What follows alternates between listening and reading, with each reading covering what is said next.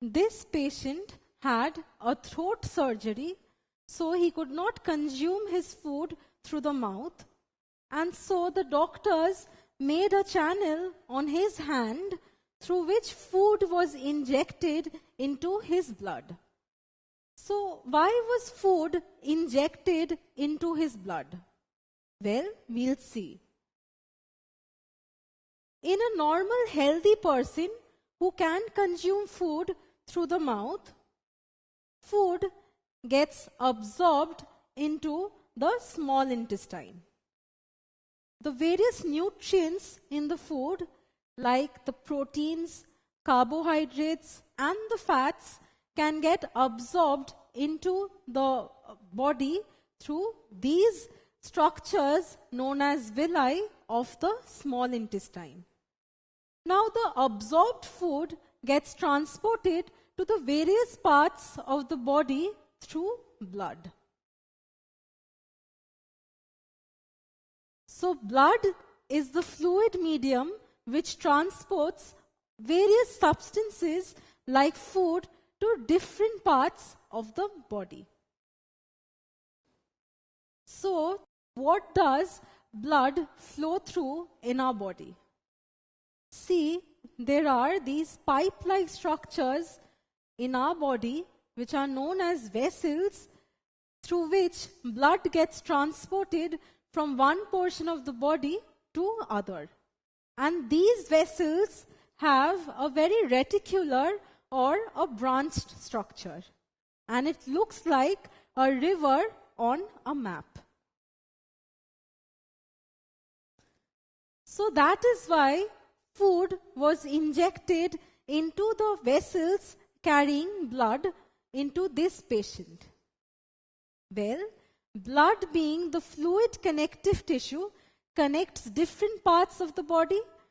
So the food that has been injected through the hand would reach different parts of the body and provide energy to the patient because blood is a fluid medium and flows through all parts of the body. The vessels carrying oxygenated blood are known as arteries, and the vessels carrying deoxygenated blood are known as veins. Thus, the red vessels which carry oxygenated blood from the heart towards the body are the arteries, and the blue vessels which carry deoxygenated blood from different parts of the body towards the heart are the veins. So blood flows throughout our body. So is it happening due to gravitational force? Well, if it had been gravitational force, then how would blood flow to the head? That would have been anti-gravitation.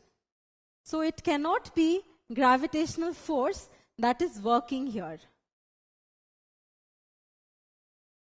Just like a water pump pumps water from the underground reservoirs upwards, similarly, we have a pump-like structure known as the heart. And contraction and relaxation of this heart pumps the blood throughout the body.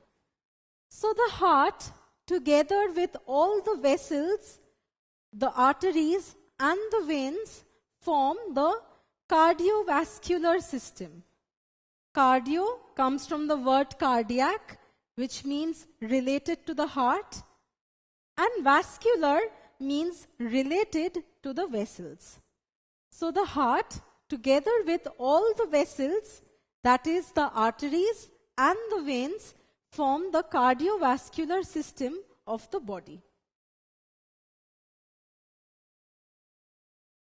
Now, if you do rigorous exercise on day 1, your body starts aching.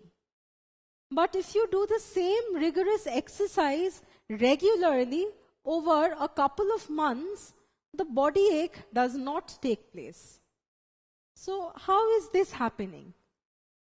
Well, when you do the same exercise or the same work regularly throughout a couple of months, what happens is the body gets conditioned.